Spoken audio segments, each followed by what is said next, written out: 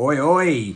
I'm going to be doing another video, which is what this is, another Ante-Post insight piece. This is basically something that maybe I would have done more of had I have been Ante-Post betting like I used to with the bet loader and stuff like that, but it's prime time for it now. We know it just turned 4 weeks away until the Cheltenham Festival yesterday.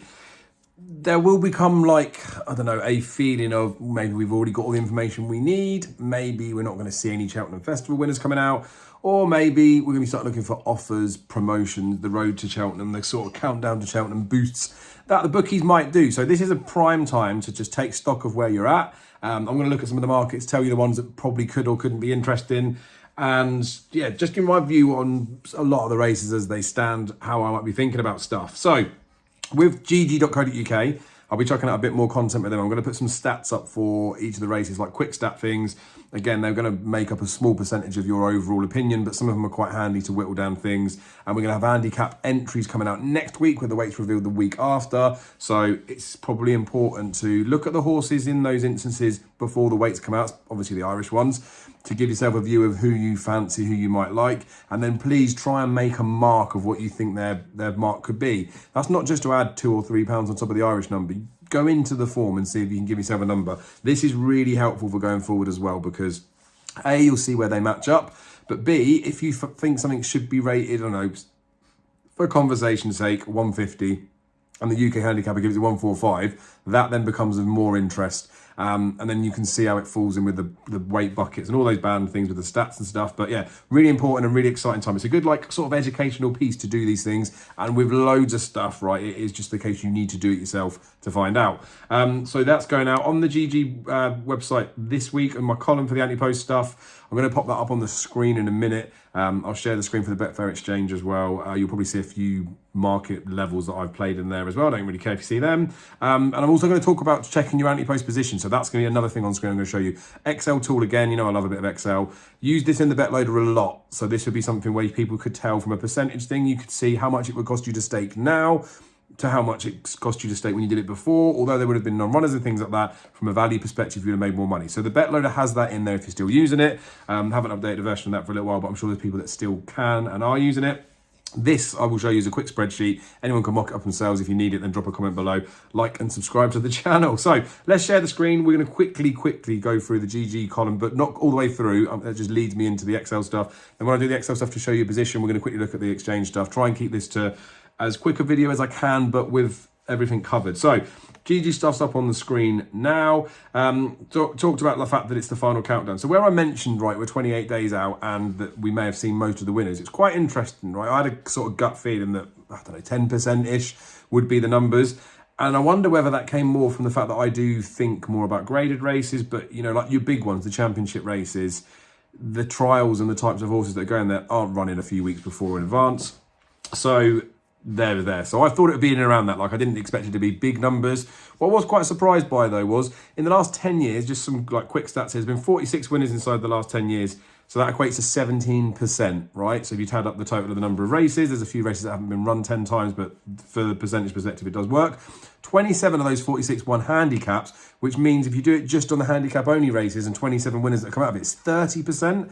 Which is pretty big when you think that's run in the last 4 weeks. So a third of the winners potentially we're going to see in handicaps at Cheltenham are going to be out in the next couple of weeks. Because obviously they're not going to maybe run right before it, but I'll do some more specifics on that for each race.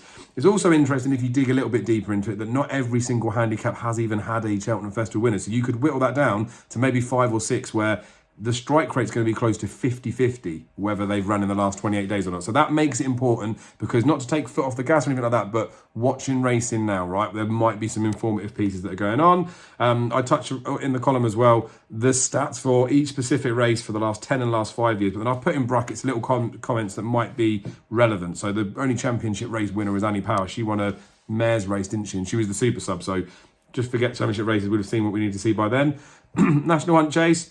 Manana Rocco running the Reynolds Town, which is run this Saturday. That's going back quite a way. Ryanair's the same with Q Card. Something else did it before. Can't remember the name of the horse. That's bad. It'll probably be in the list here. but did it in 2012. Yeah, Riverside Theatre, sorry. Then there's just little things like Boyne Hurdle was inside 28 days for some of these races when I've done it, and it wasn't this year. So you could use the race, but it wouldn't be inside the 28 number type thing. There's just a few bits and pieces in there. So go click the link, that'll be in the description. And then what I also talk about in this week's column is my outlook on my Ante-Post bets. So I'm reviewing everything that's in there. So we start off with Monreal, 33s for the Arkle. It's a loss of a point, isn't it? And then we move on to the likes of Blue Lord at 33s in the Ryanair. Now the Allo news, how things have gone. And I put in there like a plus minus stake thing, which leads me on to this Excel tool and talking about your own position. So I've got mine up here. I've listed all of the selections that I put up. Everything's 1 point win on the GG column just for simplicity. I did put I'd say it as like a novelty lucky 15 one week when I looked at the novice chases. I am aware that people would have gone in off the back of that. So it is recorded as a £1 lucky 15. I would imagine most of us from a betting perspective, and I know I haven't advised in the staking, which is why it's listed as it is, but you might have 25 quid on a bet as a single, and then you might have like a £1 lucky 15. So I know the stake wouldn't necessarily be the same as this, but for the purpose of what people would have done in the column, this is it, and it's fine. Doesn't make much difference to it anyway because it's in and around the same sort of numbers. But anyhow, I'm not going to bore you and go through all of it, but it shows a line here with the rolling profit and loss. It shows you like from your oldest bet through to your newest bet, how much value you managed to sneak, and then what sort of happened between. So the graph for mine, for example, the Blue Lord one obviously now looks outstanding. If we'd have done this a week ago, probably wouldn't have looked so good. That's been holding the ticket up. I mean, FAC is in there too. But it gives you a view of when's the best time for you to maybe get involved. And some people do better earlier than later. Some people do better later than earlier. Again, important to record these things so you can see where best suits you. But the purpose of doing this is, there's a lot of people that do Ante-Post bet, and I still think it's tricky to not be profitable from Ante-Post betting. And when I say profitable, that's probably the wrong way to word it. I just mean you should be able to get the value in terms of this amount of potential returns on my selections on the GG column, which hasn't necessarily gone the best way, hasn't gone the worst. We've got that luck with Allaho, but that's the way that it goes. We've managed to buy the potential winnings for 90% of what it would cost now. So it's a 10% saving, happy days. Daryl's, I've got his on here, he won't mind me showing this. His is decent, right? And this is the point of, this isn't to say there's any difference or anything like that. I'm betting the ones I'm putting up in the column. When we do the Ante-Post bunting, you'd have seen it before on the bet loader. Like I'll have hundreds and hundreds and hundreds and hundreds of lines. So it becomes a slightly different piece. It's very much easier to do it that way. When you're coming down to singly focusing on horses, it's a lot harder. So Daryl with his beats himself up a little bit about, I think, his Ante-Post column sometimes, because it is hard to pin yourself down weekly. And from a timing perspective, we know as just punters that if something happens on a Thursday and you want to do it, his column doesn't go out to a Sunday. So it makes a difference because you can't advise people things to do retrospectively, especially when you're recording points. He also has to only report it on Betfair prices. So the way that I've done these numbers is all based on Betfair before and Betfair now. Mine was done on top prices, and then mine's still done on top prices. But anyway, I've got Daryl's up on the screen. You'll see that he's got his selections in there. So he took the punt on Fasave, got the start, Storyteller, we've got Statler in the Gold Cup, Time Hill, a couple of silly each way bets. I would say they're silly each way bets at the early on because you've sneaked a bit of value potentially, but then you throw it away as far as I'm concerned by doing the each way side of it, but it doesn't matter. But you'll see this rolling profit and loss type thing. So he's been getting value. It's taken a little while for those first early bets to go in, but then no damage is done. They're small stake points, and then you'll see that it started to climb. But Daryl's is a quite a significant difference. I don't know if I put the percentage in here. So it would cost you 44%. So less than half of what it would cost you now to have the same potential returns. Now, there are horses in there that aren't going to run, but that's part of it. People may think, oh, I shouldn't have lost a tenner. I would have been better to save that tenner for the day. You wouldn't, because the prices on the other ones that you fancied have significantly gone down. So take stock of what you've done with your betting. Like I say, drop a comment below if you want me to share a template or something like this. It's very simple to do, but I can explain that to people that don't know how to do it. But take stock of where you're at, because like I say, as much as it should be easy for everyone to do it, there are people out there, and I know it for a fact, that do Ante-Post punting, maybe using free bets or whatever way they decide to do it, that aren't getting the value. So they would have been better waiting. So they might do £500 worth of bets, come to the festival, and their potential winnings for like actual chances, right, are like, it would have cost them maybe £300 to do it. So then as much as you may still get winners and you may still make £1,000 back off your £500 investment, you should have potentially been able to do the same off of 300 quid. So it doesn't matter. It's not a criticism to people that do that, but you need to take stock and be aware of what you're doing. So most people should be on an upward curve. Doesn't necessarily happen every single season. The people that scattergun approaching, you would be desperate if you're not in a good position. So talked about this plenty. Let's move on to looking at each of the races that are coming up, and then where the markets might be interesting. Like I said, I don't want to have this video too long, but I do want to talk about what needs to be talked about. So we're on the exchange. I am logged in, doesn't matter. Might be some stuff that's going on there, but I'm going to quickly skim through each of these. I'm doing it on the exchange rather than looking at the bookies because, yes, there are promotional offers that are out with the bookmakers, and yes, there are some boosted prices that are better, and there are some non-run and no bet concessions, which are really, really good. If you don't already do this, the exchange is a really important place to look, mainly for getting those timestamps in your brain of what sort of prices things are. Yes, you can look at the movement graphs of horses when their prices fluctuate, but it gets staggered so much more based on the volume of money that's been traded, so the number of trades. So when you look at this from a timeline perspective, let's just say that big move when he went out after running poor at the Dublin Racing Festival, let's say that in the timeline thing looks like it was a third of the time ago. When there's a significant event, it could squash it all up. So it's very difficult to look at these and say, what price was Facile Vega last week? What price was Facile Vega yesterday? Because you don't know how much has been traded in between. So my top advice would use the exchanges, not necessarily to bet with. I mean, do use them to bet with, but use them for your advice of where things are potentially going to run. Stable tools will come out, but I don't always trust what comes out of them. So this isn't to say that I disagree with anything that's in here, but like Dark Raven for Willie Mullins has said, he'll probably go to a Supreme. When you look at the betting in here, he's 100 to back, he's 500 to lay, so that means that someone wants to back him at 500. No one else wants to back him at any price anywhere in and around them. And then again, if you were to look at a graph for him, we can't see when things happen. Yes, he was matched at some bigger prices, and then that stable column's come out, hasn't it? And he's been backed all the way down here from like the high hundreds down to maybe 100, but there's no real interest in there, and there's not much volume going on in there. Not to say he's not going to go there, but just keep an eye on those things. When it gets nearer the time, say he goes down to like a 40 poke or something, make sure he's going there. We'll see what price he is in other novice hurdle markets. So just get a feel for where they are. Obviously, Lucia, we don't 100% know where she's going to go, but again, you want to look at the amount of money that's sat in behind it. This will give you clues of where people think is happening. So looking at this market here, I would suggest that it's not a foregone conclusion she doesn't run in the Supreme, but probably unlikely, isn't it? But we'll see what's going on with other horses and things. And you'll just see stuff in there. So you might have bookies, especially with this non-run and no bet. You might have a horse that's, say, 12 to 1 or 14's there. When you come on the exchanges, they're much, much bigger, and it's more the reality of what their prices are. So good one to look at to see when things are happening. And also you might be able to look at something and say, come on, this is too big. Like, I'm pretty sure it's going to go there. I think I want to get stuck in. They have got the without markets in there as well, but we're not going to look at them for today. Our call market obviously has moved quite a bit. You'll see I'm negative in here, and I did share this before anyway, but you'll see some bets in there. So I had 50 odd quid on Monmerle. I managed to lay a bit back and then back him again at a bigger price just to make my average odds look better, but it was irrelevant. I couldn't get out of him. I did even try to lay him at some like wild prices and just to nick a couple of quid back, but obviously got that wrong, but that's not the point of looking at this. Had a couple of quid on holiday games as well. He ain't going to go, is he? But he's still got a number that's in here, but I could probably put a lay up on him for a couple of quid, couldn't I, at 200 or something, see if it gets matched. But anywho, so to look at the markets, we don't need too much information within these ones, but if you look at it again, like you've got El Fabiolo, John Bond, Dysart, Dynamite. The race revolves around those three. When you're looking at ones that maybe like the slightly bigger prices, like your Saint-Noir, who is a bigger price with the bookies and is a bigger price on here, there's a bit of interest in behind. So there are the ones that are probably, possibly, maybe going to run in there, but you want to look at the volume that's going in behind as well. These £1 and £2 things are people taking punts. I did this a few years back on Penhill, backed him for both the Ballymore and the Albert Bartlett. Really wanted him to go to the Albert Bartlett because I said about the 2 mile speed thing that I liked, but wanted to cover him in the Ballymore. And when they start getting to 200-300 to 1, right, I know you are potentially throwing a couple of quids away, but if you've built this big book up and you're looking at your positions to see where you are, sometimes it's worth just having a couple of quid just to move it about.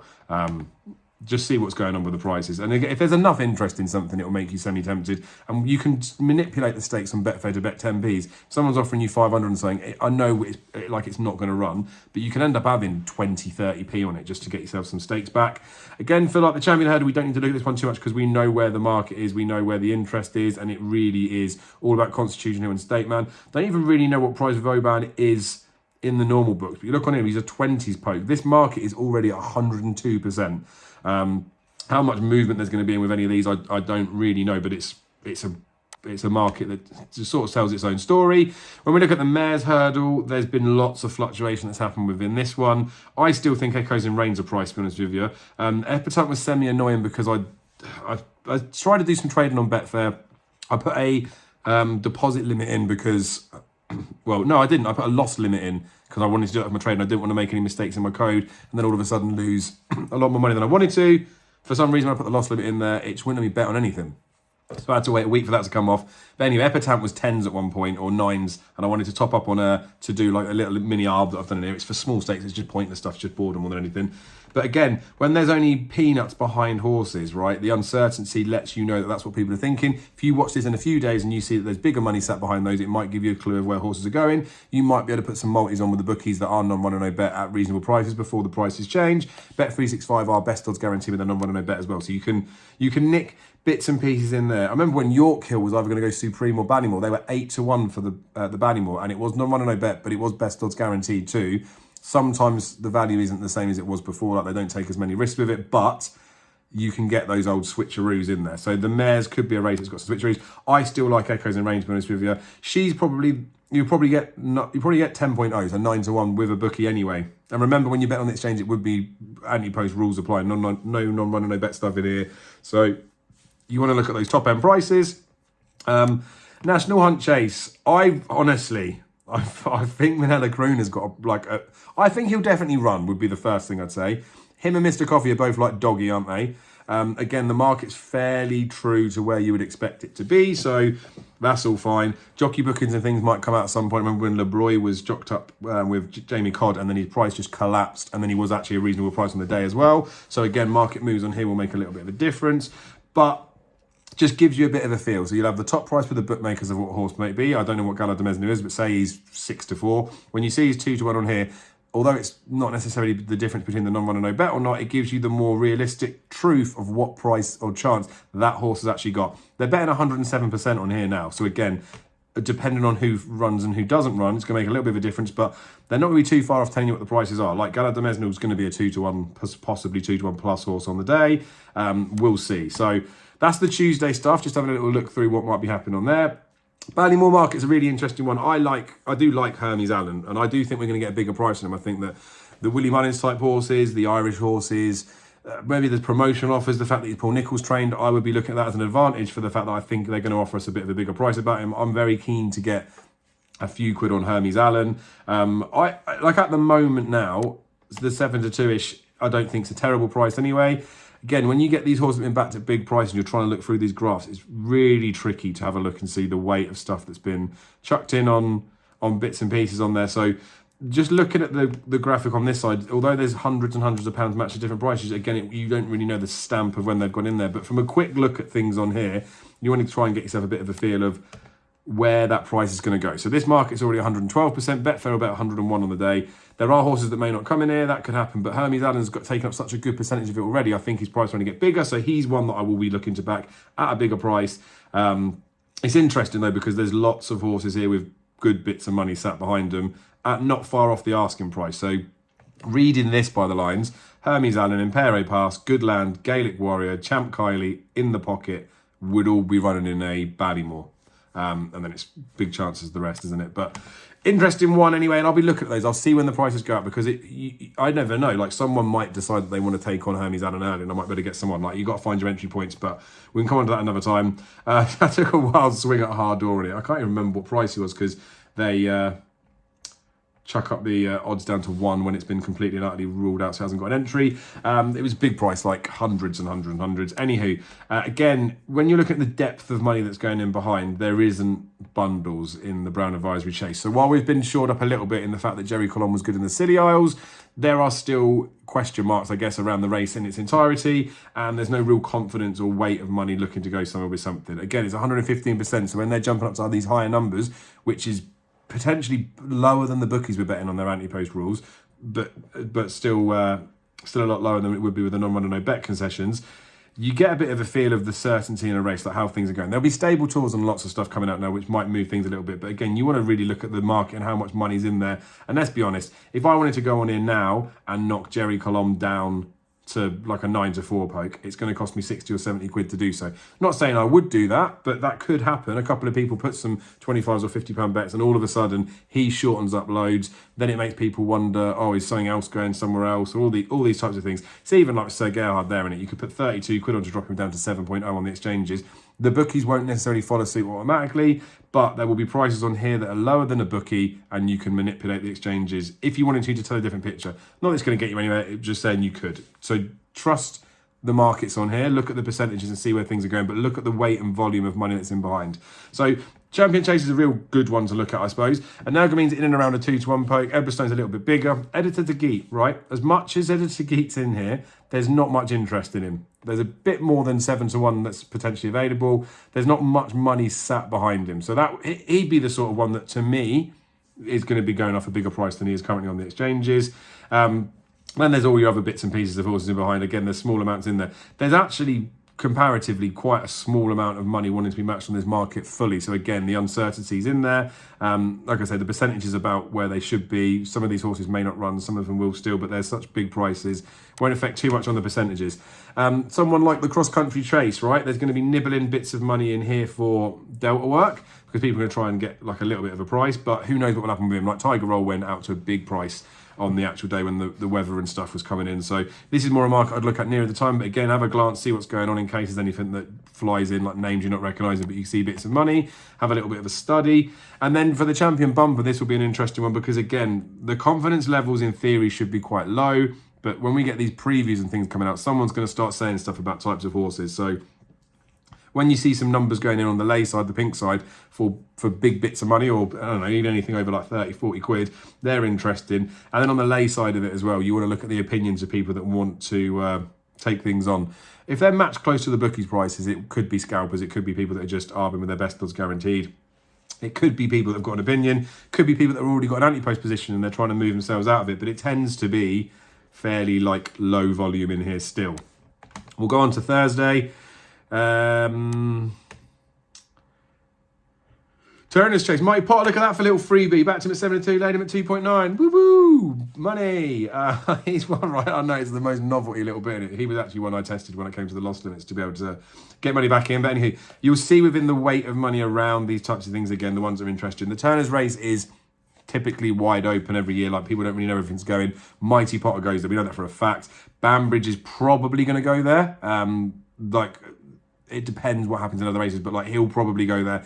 The depth of money that's in and around behind him is probably because of a price perspective thing, and you'd imagine that maybe people might be looking to back him each way, like he could be the scummy each way bet, rather than coming on here anyway. Appreciate, again, like the volume and the money was coming for him to suggest he was more Turners than Arkle before even running the Irish Arkle, but there's not a lot of money that's going around in and around on him. So again, as much as it might be the target race that he's going to go in, it doesn't mean he's now going to go and win the actual race.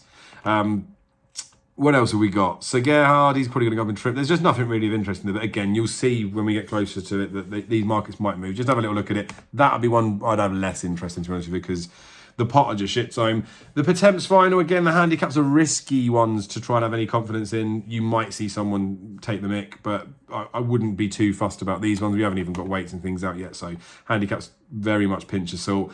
Ryanair Chase, so this, right, I said this in our video, that I put the 25 quid on him and then I laid him back just to see when it moved about a little bit. So that's why there's a £2.78 loss on the Ryanair Chase. This is another one again, right, especially with what has happened. It's gone quite fuzzy, hasn't it? This Houghton Coulier, I think he's out this weekend, isn't he? And they're talking about him being supplemented. Obviously, he potentially would have beat Fakir the last day. I'm not 100% sold on that, but could have done. You can see there is some interest that's in there. So this is potentially ones that people may have backed even recently. Like, they've seen that he's going to be an obvious market mover. They've had 20, 30, 40, 50 quid somewhere. Then they've come on into Arbit. So they may have backed him at 20s knowing they can lay him at 12s fairly quickly. So they're your types of horses. And you can see it. You'll see that there's money in there. You think to yourself, well, hang on a minute, why is there more money sat around this horse? You've only got to go on Twitter to see that people are talking about this horse. And with what's happened with Allaho, he's the one that's not in the Ryanair Chase that needs to be supplemented, that would be most interesting in terms of like a speculation and a trading thing. Everyone else has moved about where they should be. The truth with the Blue Lord stuff as well is, right, Champion Chase was probably the first target. We don't even know if he definitely stays, but you get a more true reflection of what the actual chance of the horse is or what price they might go off on the day. So like there, it's not 100% certain that Blue Lord's going to come to this race. while the bookies may lead you to believe that he's like a 7-2 poke, and I've got him in my column saying that, you know, it looks good, he's not 100% certain to go here. This will be, again, where if you start seeing some confidence coming in behind him or people wanting to back him, there may be something that's been said with connections that means they're going to go. All sorts of stuff on this stairs hurdle market is fuzzy as anything. We know that anyway, but again, when the money starts coming in behind things, we'll see what's going on. Marie's Rock would be an interesting one, wouldn't she, to see if there's any confirmation of anything that's happening on her. Could be off the back of a Unibet stable tour. Could be anything, really. Mares Novice Hurdle, again, liquidity on a race like this will be small, but potentially bits of money could be interesting. I've backed Hamon Yamaica on the column, right? 20 to 1, 16's available now. I think she's got some quality form. That's not off the back of my column or anything like that, and that's none of my money, and then you can see this isn't my bets in there, but she's the sort of one, right, that I'd be looking at. Is she, like, the novice entries will be coming out, like the chase and stuff was done yesterday, I think, so we'll get like the list of people going in there, but I feel like she's the sort of one, right, that, not necessarily saying like she's a full sleeper in there, but like she's too big a price when she's going out to these sorts of numbers, and I don't know why she wouldn't run. I know connections have also got Liberty Dance. Liberty Dance was the one in the bumper that I backed. Liberty Dance is the one that I don't think really has a top ceiling. I think she just runs in and around these sorts of numbers, but you don't know where you're going to get. Sometimes she looks good, sometimes she looks average. I think Hamon Yamaica's, I'm not saying they thought she was better, but she was shorter in some bumpers last year. Like, I think she's got a proper chance. I know Lucia at the front of the market is valid, and I know Ashrow Diamond's valid, but like I say, when you get these ones that are the bigger prices, that have been nibbled in a little bit, I think there's logic to behind it, and like I say, again, you don't need to be putting much on at these sorts of prices. You could leave yourself a little lay in there. So you can see where people are thinking it. That's not off the back of my column, but it could be. People might be having the same sort of thinking about her. So, just one to look at to make sure all the horses are on your radar, because I'm sure they probably already are. We're going to wrap this up now with a Friday. Do this as quick as I can. Triumph betting will be stagnant, I would imagine now, just for the fact that the Boodles is probably more a curious part of it, like you've got your comfort zone and things like that that are potentially going to go there. This will give you a clue of which direction they might go in, but I think the market has moved as it is. So unless there's an injury or something, I don't see anything significant happening on here. Lossy Mouth's going to be about 2 to 1 poke on the day. Gala Maso is going to be a 4 or 5 to 1 poke, and Blood Destiny's going to be about 7 to 2 poke. That, to me, front three's about it. Even though it's betting at 115%, I wouldn't say they're going to be too far off where we would be. Albert Bartlett Market will be an interesting one. I do still like Dawn Rising, right? But you can see here that he's not wanted by anybody, so it makes me really feel like he's probably going to end up as a Martin Pipe horse. Again, you get ones like Seabank Bistro that's had some money backed on him, and there's a little bit of money queuing behind. You would suggest more than anything that he would look more likely to be coming here, for example. They've touched on with Princess Zoe that she could go to now at Bartlett, so again, there's logic behind why that would be there. And then you just got some other horses like Rock My Way for Sid Hosey and stuff that probably are just too big a price. Someone just wants to get a few quid on at prices. So we'll see how things go with that. The Michael Purcell Novice Hurdle, which I used for the Goffer, doesn't necessarily be the same sort of pointer into it. That's the race where Dawn Rising could be entered. That's the 23rd of February this year, Thursday. So keep an eye on the entries for that, because that will move a bit for the Martin Pipe market, I suspect, but not the greatest one to go into it. 103% for the Gold Cup. We talked about championship races. We're not going to find any more about these in the short term. This gives us a bit of a feel of the prices where things are. So 2 to 1-ish Galloping de Champs, and then it probably should be double figures bar, but there's not. There's only so far you can squeeze the percentage. So again, have a look and see how things are going. Confletti's prices would have fluctuated because of the Ryanair stuff, so he could be going different distances, but it's really hard to see in there, although you can see he's weaker in here. He was a cheap arb that I could find a couple of weeks back. Fox Hunter's Chase, again, another one that potentially we might get some more information near the time. Don't get entries for this until the end of February, so 28th.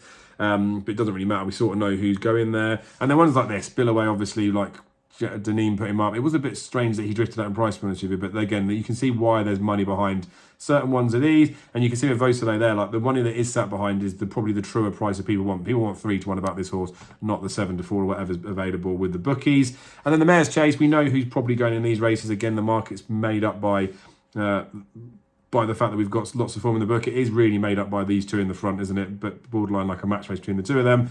So it's interesting to see how they shape out. So obviously, this is a bit different to what I've done before. I just wanted to give you a run through some of the races, a few bits and pointers with it, because I haven't done an Ante-Post Insight thing for a little while.